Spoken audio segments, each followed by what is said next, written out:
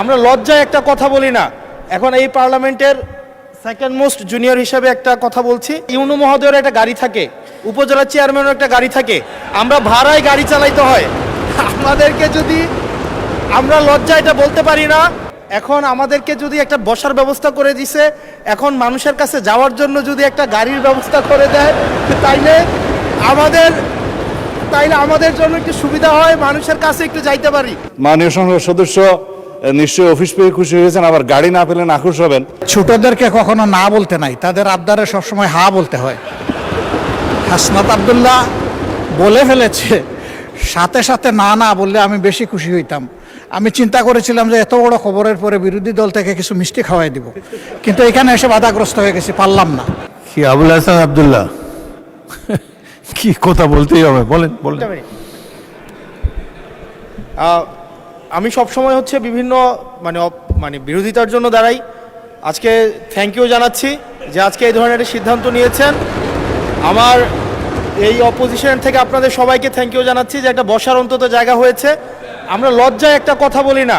এখন এই পার্লামেন্টের সেকেন্ড মোস্ট জুনিয়র হিসেবে একটা কথা বলছি মানে আপনাদেরকে, সেটা হচ্ছে যে আমাদের একটা ইউনু মহোদয়ের একটা গাড়ি থাকে, উপজেলা চেয়ারম্যানের একটা গাড়ি থাকে, আমরা ভাড়ায় গাড়ি চালাইতে হয়। আমাদেরকে যদি আমরা লজ্জায় এটা বলতে পারি না, আমরা এটা লজ্জায় কোথাও বলতে পারি না। এখন আমাদেরকে যদি একটা বসার ব্যবস্থা করে দিছে, এখন মানুষের কাছে যাওয়ার জন্য যদি একটা গাড়ির ব্যবস্থা করে দেয়, তাইলে আমাদের জন্য একটু সুবিধা হয়, মানুষের কাছে একটু যাইতে পারি। মাননীয় স্বরাষ্ট্রমন্ত্রী কিছু বলতে চান? স্পিকার, মাননীয় স্পিকার, আপনাকে ধন্যবাদ। আজকে এমপিদের প্রাপ্তির পরে অপ্রাপ্তির খবরটা বলতে চাচ্ছিলাম না। আমাদের মাননীয় প্রধানমন্ত্রী যেদিন সংসদ নেতা নির্বাচিত হয়েছেন, আমাদের পার্লামেন্টারি পার্টির মিটিংয়ে প্রথমেই দুটো অনুশাসন দিয়েছেন যে আমরা এমপিরা এই নতুন পার্লামেন্টে জনপ্রত্যাশা অনুযায়ী আলাদা কোনো সুযোগ সুবিধা নেব না। সেই হিসাবে তিনি অনুশাসন দিয়েছেন। একটা আইন আছে, এটা সংসদ বিষয়ক মন্ত্রণালয়ের অধীনে সংসদ সচিবালয় থেকেই লিড করবে।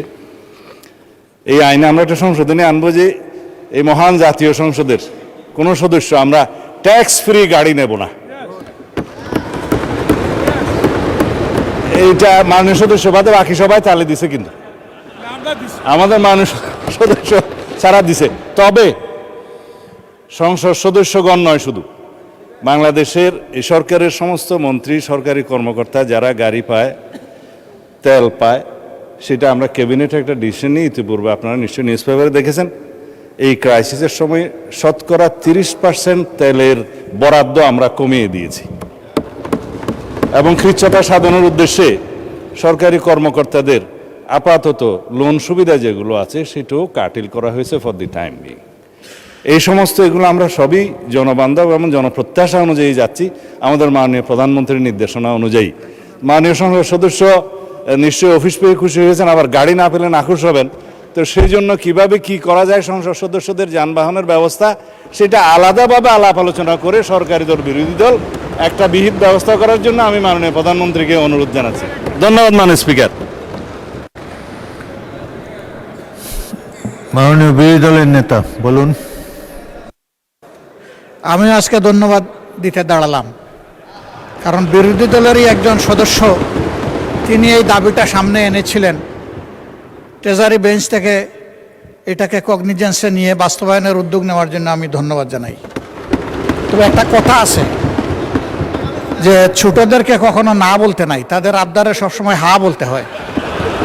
হাসনাত আব্দুল্লাহ বলে ফেলেছে, সাথে সাথে না না বললে আমি বেশি খুশি হইতাম।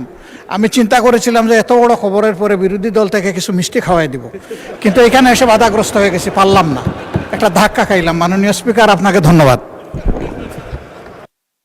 মাননীয় বিরোধী দলের নেতা স্বরাষ্ট্রমন্ত্রী তার শেষ লাইনে বলেছেন যে এটা তারা বিবেচনা করে দেখবেন।